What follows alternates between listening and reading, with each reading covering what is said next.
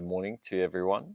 If you're listening on Sunday morning or later during the week or on the podcast, we are in the middle of, well, we're not in the middle anymore. We're at the end of a series called The Oldest Myth in the Bible, where we try and see where this idea of God fighting the Leviathan comes from.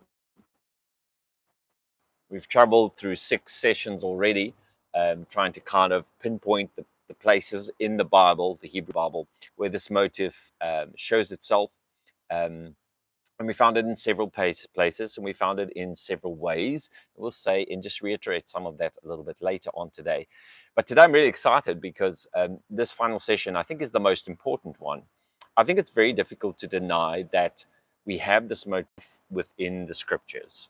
Of course, we understand the Bible not to be a box, but rather a kind of a trajectory of thought, an evolution of thought. And so we can also see to some degree, and this is kind of what I want to end up with today, that this idea within the Hebrew scriptures, that it does develop.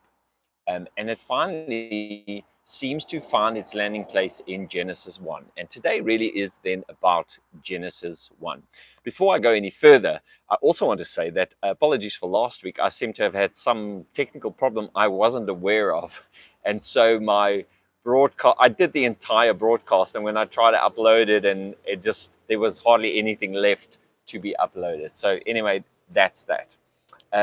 So this morning, we're going to have a look at some of the ideas, how they developed within the Hebrew Bible, because that's what's important to us. I'm also wanting to deal with the timeline of how scholars became aware that there was this type of idea outside the Bible, and how those outside ideas started helping us to understand what's actually in our Bible, which is a very important point. Because before we found any evidence of this Chaoskampf sea monster type of fighting in the Hebrew scriptures, or let me say, before we found any of it outside the Hebrew scriptures, the ones in the Hebrew scriptures are incredibly difficult to make predictions about, or to make a good interpretation of them. So, as it is the case with so many other things, in order to understand the Bible, you cannot just read the Bible on its own and think that it creates its own context. It doesn't. It belongs already to a context that sits in a way external to itself. And this is what as far as I can understand, scholars do when they study the Bible. They study the surrounding context of the Bible, which then is of a great help to actually understand what the writers of the Bible intended. Okay, so today we're going to move on, and we're going to start with just a quick introduction of the ancient Near East. During the cultures of the ancient Near East, for those of you who don't know, the ancient Near East, as far as I understand, is Egypt, the Levant, Mesopotamia. I think it includes Anatolia up north, which is today's modern day's Turkey. There were extensive diplomatic and trading ties across this region in the ancient times. And it's also then not surprising that they share many of the literary traditions and the literary works across these cultures. The majority of these originated in Mesopotamia, for instance, like the Epic of Gilgamesh and Artaxerxes, which was committed to writing in the 2nd millennium BCE. Now that's a very, very long time ago. We're talking about in excess of 3,000 years. They circulated wildly across the Fertile Crescent, and primarily to become the means by which scribes would actually learn the language of that time. The main language of that time, of course, was Akkadian. It was kind of like the lingua franca of the ancient Near East during this time. But here we find, it seems like the story of the storm gods, or the myth of the storm gods, seems to be an exception to this, simply because it was written in almost each of these major areas within their own local language. So the question we want to just quickly address, we're not going to spend too much time, is kind of like, where does it then come from? So what is this motif? Just for those of you who haven't followed all the way through, the protagonist, or the god in the story, assumes the guise of the local storm god, and normally fights the sea, sometimes personified by a sea monster, defeats him, and then is enthroned and brings order to the cosmos. The motif can be found in Inner Syria, Egypt, Hatta, Ugarit, Mesopotamia, and also then, of course, the area we're interested in the later Israel of the Levant. Later, it would even find its way across to Greece and India. It was a very attractive idea, and ideas spread due to their attractiveness, their explanatory power, uh, and this seemed to be that type of meme, like kind of like a meme that you share on on your social media. That if it's popular and people find it funny or people can relate to it, they might reshare it. It works kind of, I think, as far as I understand, in the same type of way. These ancient ideas and myths, the ones that had power to explain things, caught on, and they spread culturally, and also across geographic regions. As I try to explain in the previous sessions, the storm god idea, of course, was very, very powerful because storms play such a massive role in the ancient Near East, and for pre-scientific ancients who could not explain what these phenomena was, a tree being struck by lightning or a massive storm that produces a flood, etc. These things were attributed to the gods, and specifically to these type of storm gods. So they played a big role. Now, just briefly, a timeline on how we became aware of this motif within the ancient Near East. Of course, we've all been familiar with the Bible for a very, very long time, and so has the Western civilization. But it was only really in the 19th century when we deciphered the Enuma Elish, which is a Babylonian kind of a creation myth. We realized that, oh, okay, wait a minute, what is in here? The Babylonian god Marduk has to fight the sea god. I think she's called Tiamat. And then from there, he creates space, he creates humans, and becomes enthroned in a temple. I think eventually gets built in Babylon. At least that's how the myth goes. It was the first complete work that centered around this combat with the sea to be found in the modern era.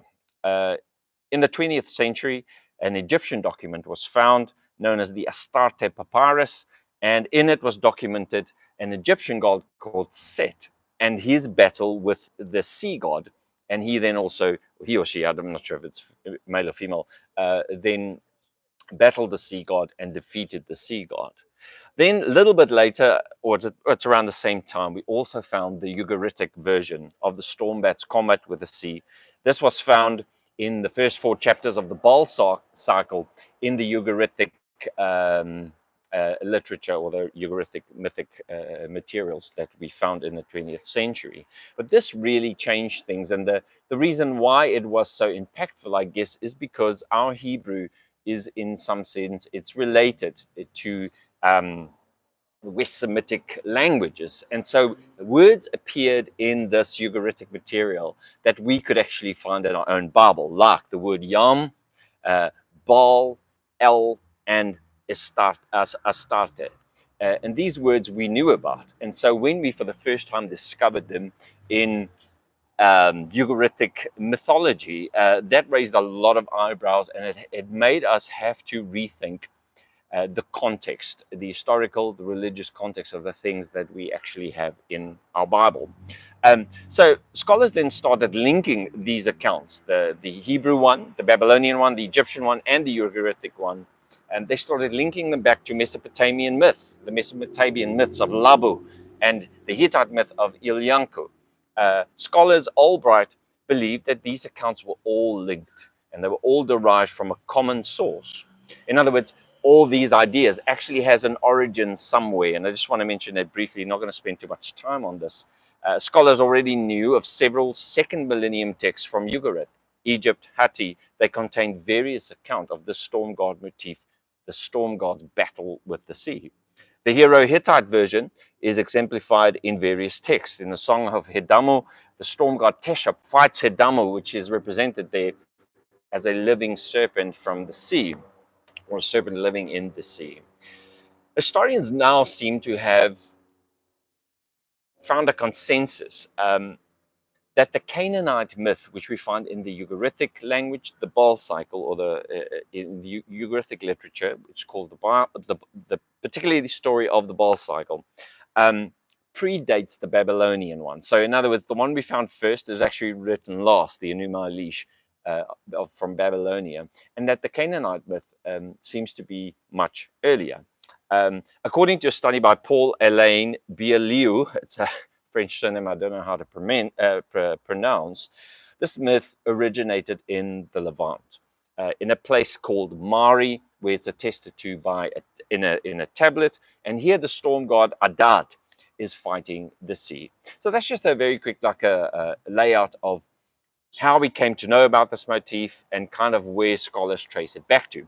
Of course, even though we know it comes from Mari and it influenced Babylonia, it influenced Anatolia, it influenced the Egyptians, it influenced the Levant. And we're interested in the Levant because that's where Israel has its origin. Okay, so now let's move on to the most important part of today's session. And this is to investigate our biblical creation myth, Genesis 1. Now, I've taken you to many passages in the Bible that shows this kind of a storm god motif. And if you're joining me for the first time, I would recommend you just go back to the previous sessions where we walk through each one of or most of these that we find in the Hebrew Bible. These seem to be very, very old ideas within the Hebrew Bible. And these older ideas seem to have evolved as the social realities within Israel evolved and changed, of course. They're kind of like four phases, although they're not concrete chronological phases necessarily. But just to do a brief recap, what we see in the Bible is we do see in places like, for instance, Psalm 74, I think is the best example of this very early Chaoskampf motif where God fights the sea monster in the act of creation, right? That seems to be very similar to what we'd find in the other storm god motifs around the Levant. Then we also see later writers of the Hebrew Bible using this motif in allegorical form or in metaphor to identify later enemies of Israel with this monster of chaos that God fights. The prominent enemies of Israel here seems to be then Egypt, Assyria, Babylon in that order. And the biblical writers seem to equate, for instance, Egypt with this type of a monster. We've gone through these sections if you want to turn back into previous sections to just refresh yourself. But this seems to be a slightly later phase that it gets used as metaphor. Another development that we clearly see also in the Hebrew Bible is the demythologization, if there is such a word. But it basically means this initially, the Leviathan, the Rahab, or the Tannin of the sea, is a chaos type of monster in a myth where God has to kill, divide, bruise, injure this thing in order to bring order and create the cosmos. Okay, so what happens in the Bible is this chaos monster, loses its pedigree as time goes on. So it then later on is depicted more as just another thing in the ocean that God kind of fishes out or feeds and becomes one of the other created creatures. And this, in fact, is what we see in Genesis 1, and we'll speak about that in a moment. But the final stage of the chaos monster and the storm god motif, I believe, is found in Genesis 1. Now, Genesis 1 is the part we Christians turn to when we want to know what creation was like, of course. I don't want to say too much about the nature of Genesis 1, but I do want to say, and I want to just briefly elaborate on how scholars see Genesis 1 as a later demythologized version. In other words, removing mythical elements, some of the mythical elements that's found in the Chaoskampf motif. All right, so we also make a note of the fact that even the Exodus story itself, which, as most scholars would agree, is written around the 6th century, Yahweh is also again using the sea to bring salvation and bring a new creation to that extent. By opening up the Red Sea, he divides the sea again, creates salvation for the Israelites and death and chaos upon Pharaoh. And a lot of scholars believe that this account actually is written upon the mythological backdrop then of this ancient Chaoskampf motif. All right, but let's start today with what is understood to be the stepping stone between the ancient Psalm 74, if you like, the ancient Chaoskampf motif within the Bible, Psalm 104, a stepping stone between Psalm 74, and the final version of the creation account we find in Genesis 1. Well, if this is true, and I understand that most scholars understand this in this way, that would mean that Genesis 1 is not an early creation account, but actually, in fact, maybe this is the best takeaway from this session. Genesis 1 is our latest version of the creation myth, right? And we can see, and I'll try and show this today, that there's some connection between Genesis 1 and this very early Chaoskampf motif, number one.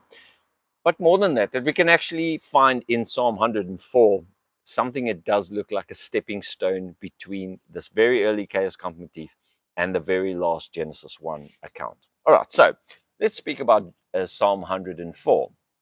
Psalm 104 is a wisdom psalm, and it's remarkable for its depiction of creation as well as the presence of some Canaanite or Egyptian influences, right?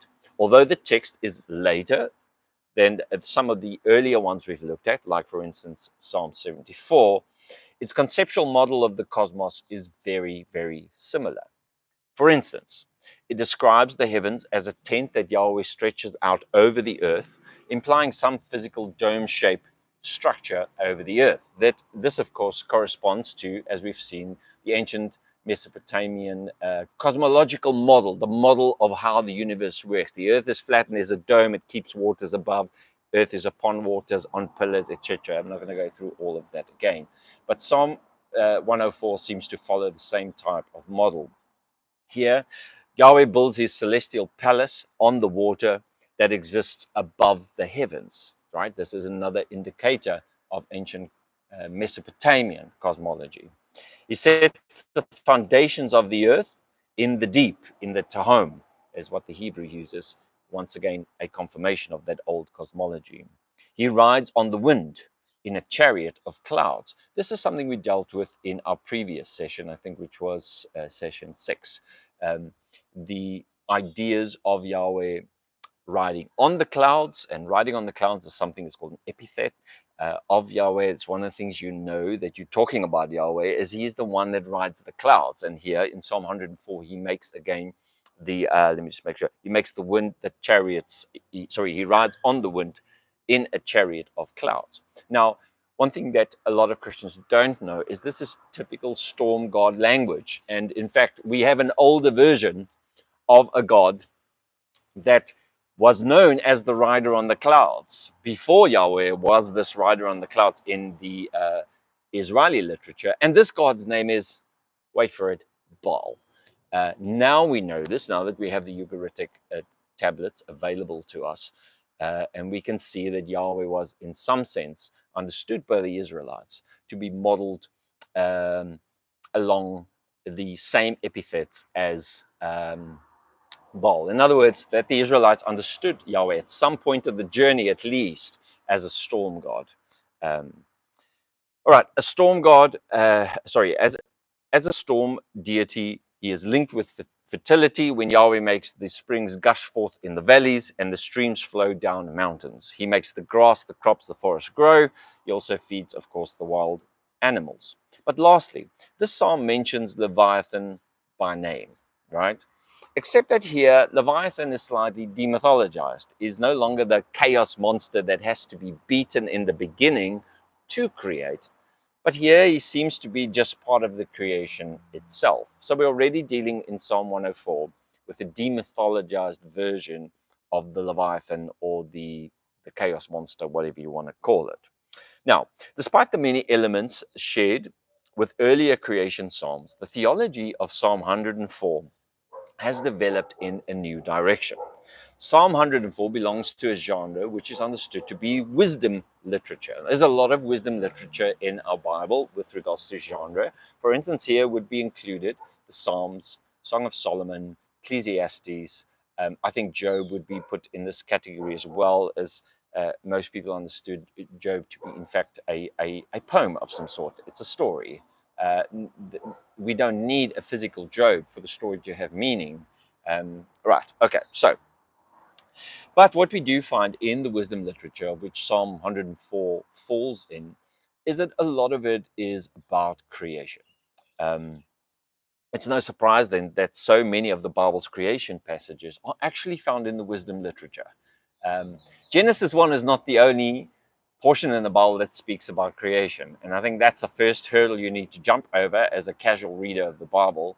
And you need to go back to the wisdom literature to find the other versions. And the point is that these other versions have very strong Chaoskampf motifs built into them, which tells us that they were very, very early. It tells us a lot of other things as well, but that's beyond the scope of today's session.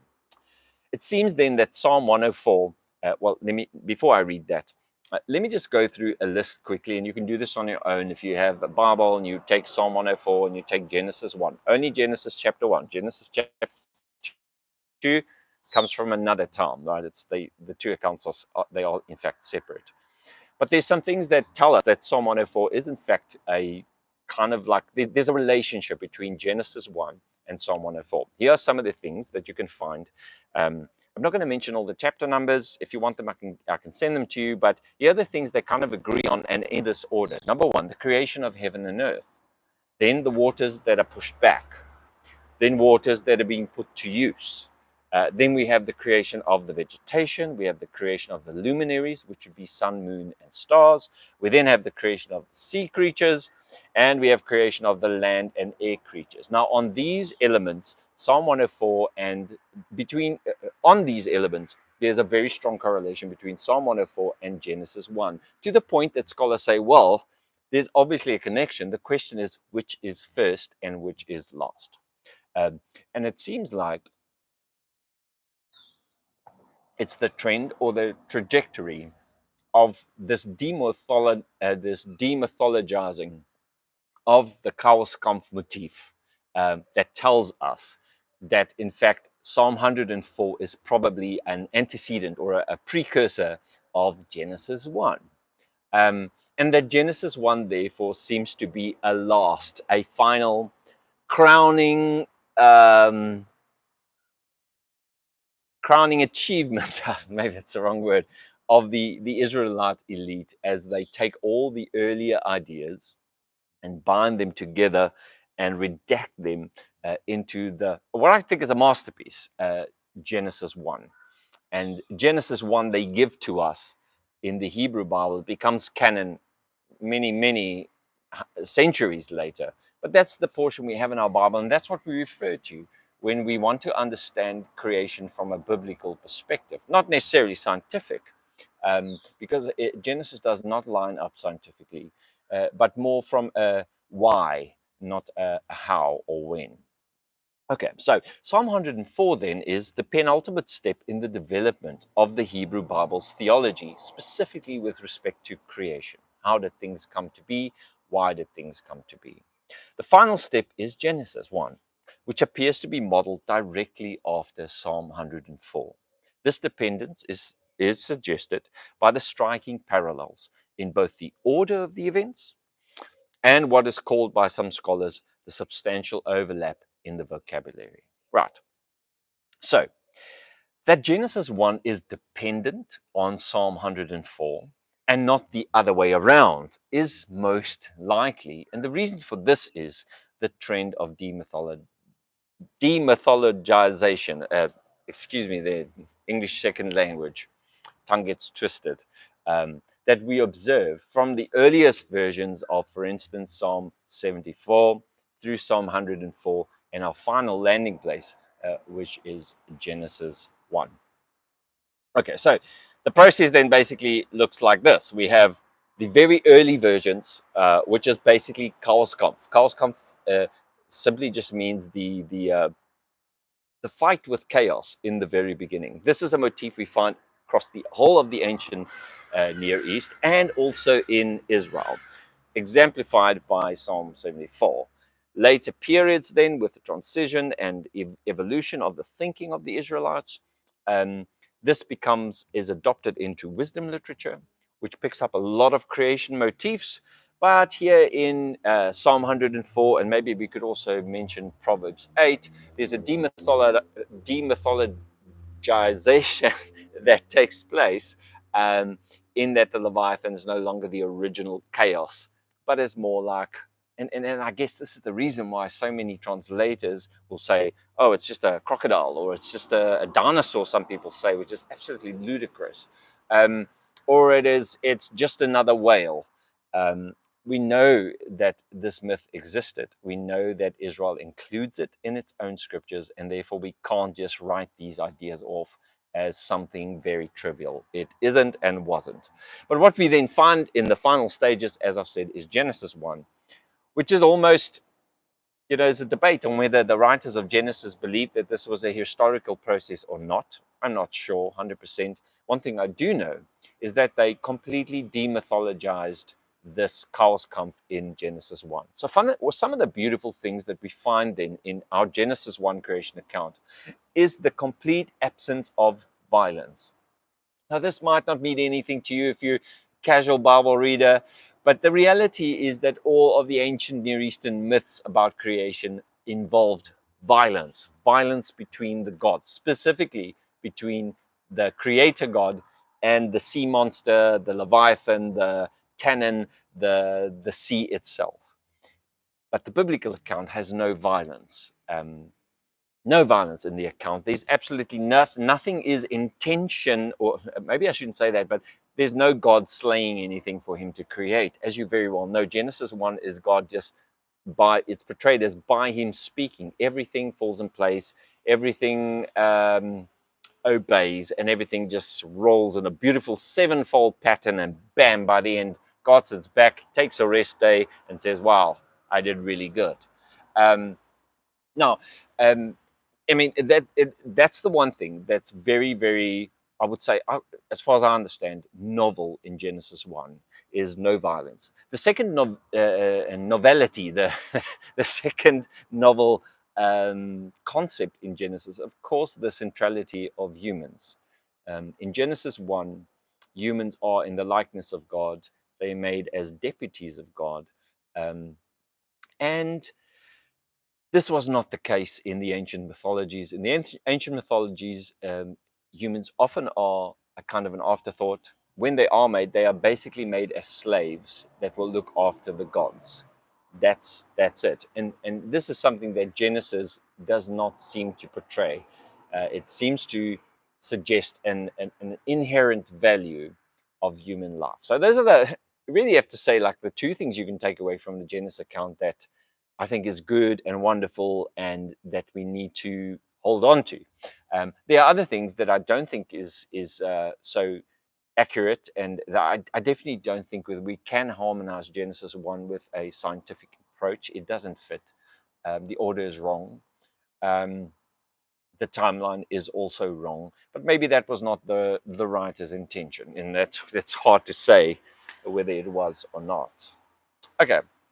So the idea of the primordial combat barely survives in our stepping stone, Psalm 104, but it's completely gone by the time we get to Genesis 1. In Genesis 1, what we do have, and this is interesting, and maybe you'll read this differently for the first time. How does Genesis 1 start? What's the first scene that's set? Well, the first thing that God physically does seems to be his spirit hovering on the waters. Now, to me now, as I read this, I realize that this is a nod back to the very early confrontation between God and the sea, or God and the sea monster, or God and chaos. But in Genesis 1, it's not depicted like that. It's just God's spirit is upon the waters. So no violence, no fighting, no craftsman's tools required, no weapons. But there is still a nod back at the first thing that needs to happen is God needs to deal with the water. He just does it very differently in Genesis. In Genesis. So in Genesis 1, God is more transcendent. He is no longer a God that physically comes down to battle with some animal, some monster in the myths. He is distanced and really just operates by his word. Now, the Leviathan of Psalm 104 is reduced to the tannins, the dragons, in Genesis 1, verse 21. Now, this is really interesting because in Genesis 1, I think it's verse 21, we do have the word tannin. And as we know, we've gone through this tannin appears in some of the Chaoskampf motifs as the dragons in the sea that has to be beaten by God in order for things to roll forth in an ordering sense. But here in Genesis 1, they are mentioned, the dragons in the water, and then the rest of the sea creatures are mentioned after them, which there's a separation. Why do they separate? Why do the writers of Genesis 1:21 do they make a separation between the dragons and the sea creatures? Well, I think this again is a nod back to Chaoskampf. It's a way in which these writers are saying, hey, the dragons are there, but they're just part of creation. The word, unfortunately, our Bible translated, I think some translators here for tannin uses whale, which I think, I'm not sure that was the intention of the writer. I mean, who am I to say? I just know that that word, when it's used in other places, it's got mythological connections. And here in Genesis 1, they demythologize these dragons to be just another bunch of animals, special because mentioned separately and first in the sea. Um, Personally, I think this is probably a nod back at Chaoskampf, but to tell the writers or to tell the readers that this God, the God of Israel, he has made those, if they are these type of monsters in the sea, they're just one of his creation. All right, so therefore, the reference of the wind of God hovering over the sea or over the face of the deep in Genesis 1 kind of reflects what we have in Psalm 104 when God makes the wind his chariot, or that he comes with the wind and makes the clouds his chariot.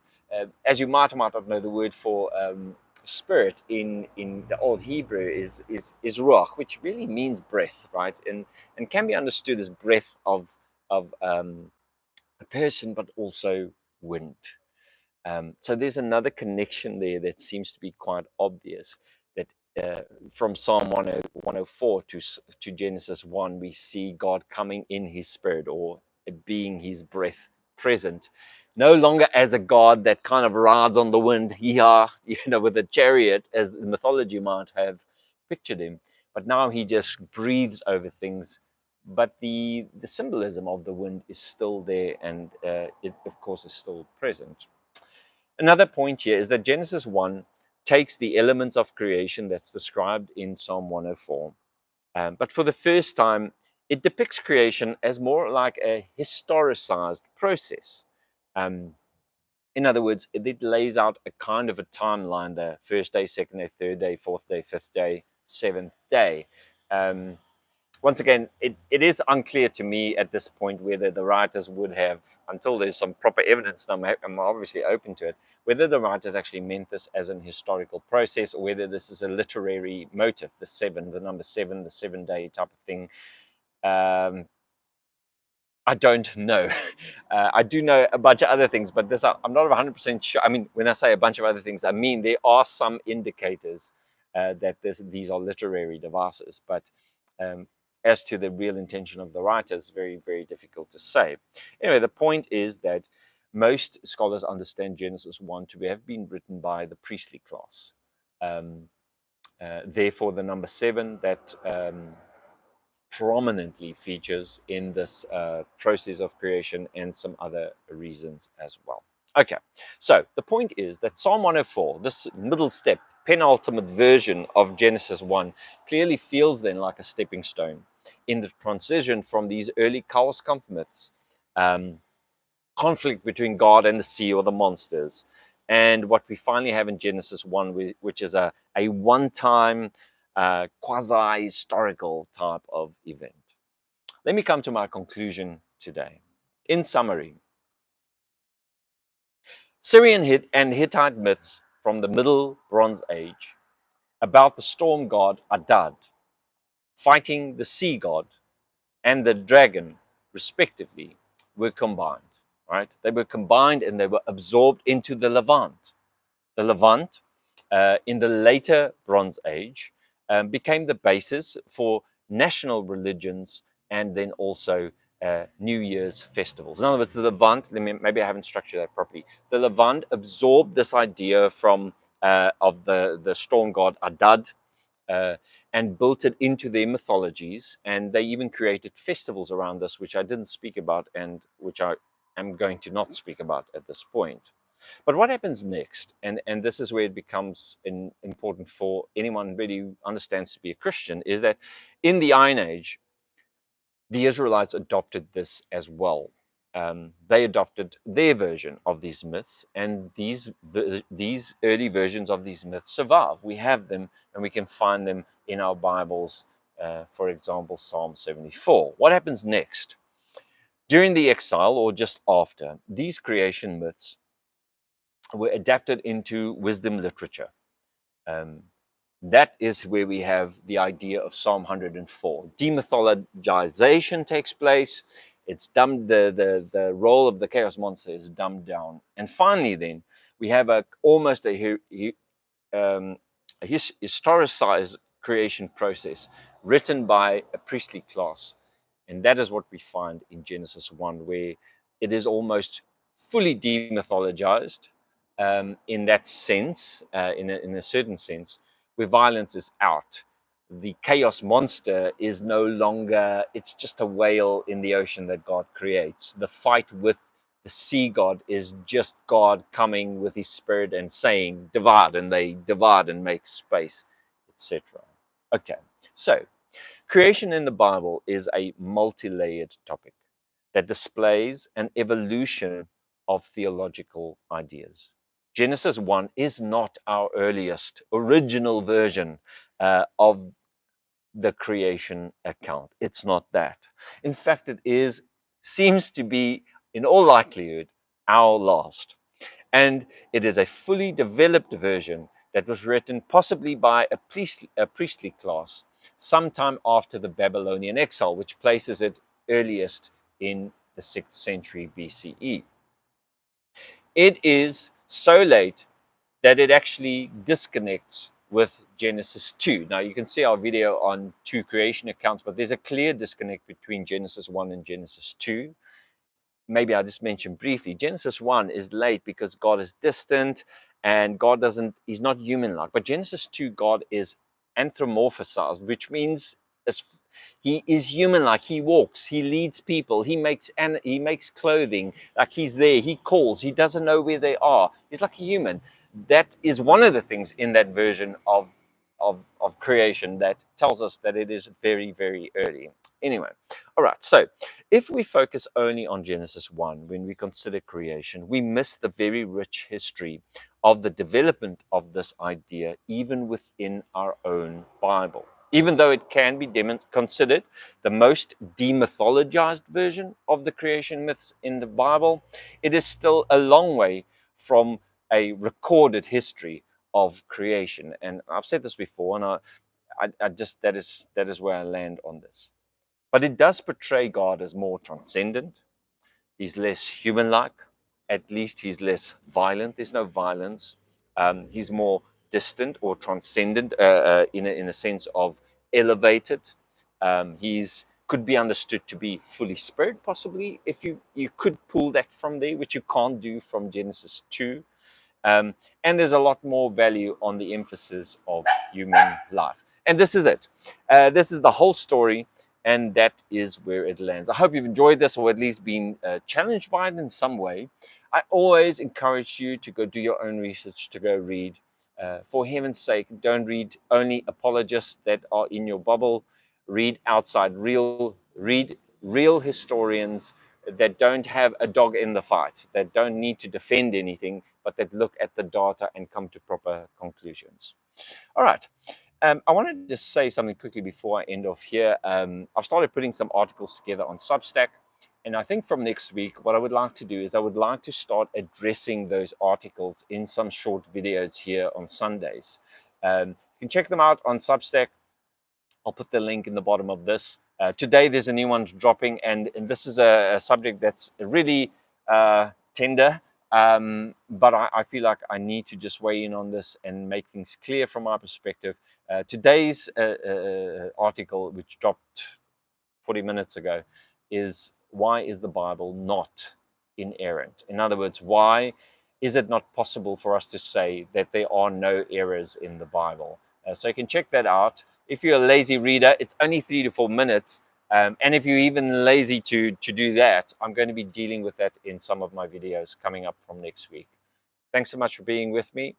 Thank you for watching and pushing through all the old ancient stuff. But I think this really has an impact on how we can take the Bible more seriously from a historical point of view. And I think that is incredibly important. All right. See you next time. Cheers.